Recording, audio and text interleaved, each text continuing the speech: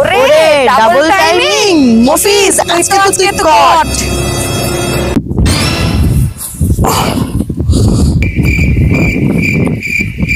তুমি কোথায় যাচ্ছ?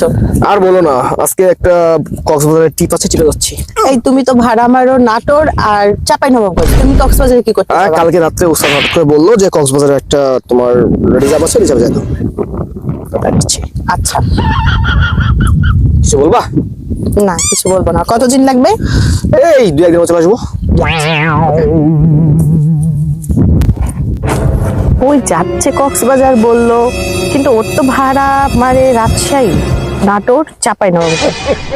ওর কক্সবাজার যাচ্ছে, নিশ্চয়ই কিছু একটা আছে, বিষয়টা দেখতে হবে।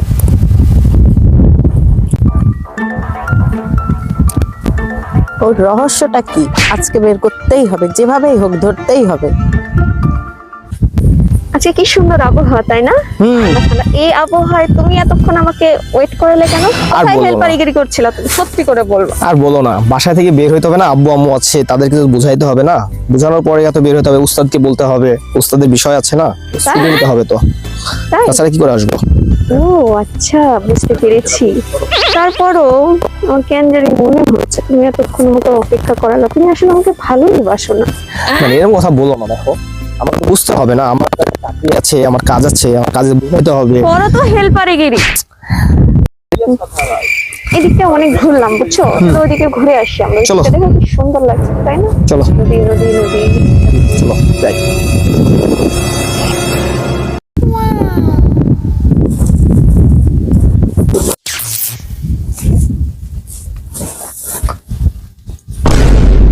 যাও যাও।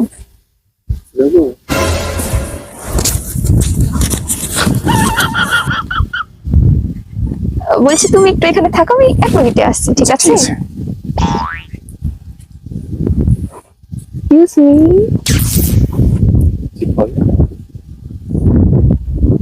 আপনার নাম কি? আপনার নাম্বারটা কি দেওয়া যাবে? নাম্বারটা কেন লাগবে আপনার? এমনি একটু ফোন দিতাম, পরিচিত হতো আর কি আমরা। তাই কিন্তু যাকে তাকে না, তুমি কি ব্যাপার? তুমি না 1 মিনিটে কথা বলে এখানে আসলা, আর এটা কে? আপনি কে? আপনি কে ভাই? এটা মানে জান ভাইয়া, ঠিক আছে ঠিক আছে, ও রং নাম্বার না। তুমি আসলে তুমি কিন্তু খুব আসলে এসো খুব ব্যাড হয়েছে তুমি। প্রত্যেকদিন আসলে একটা না একটা কাজ করে থাকো, ভাবনা আজকে চলতে বাটাই, আমার আজকে খবর আছে। দেখছো কত সুন্দর লাগছে, এই লঞ্চগুলো সুন্দর লাগছে।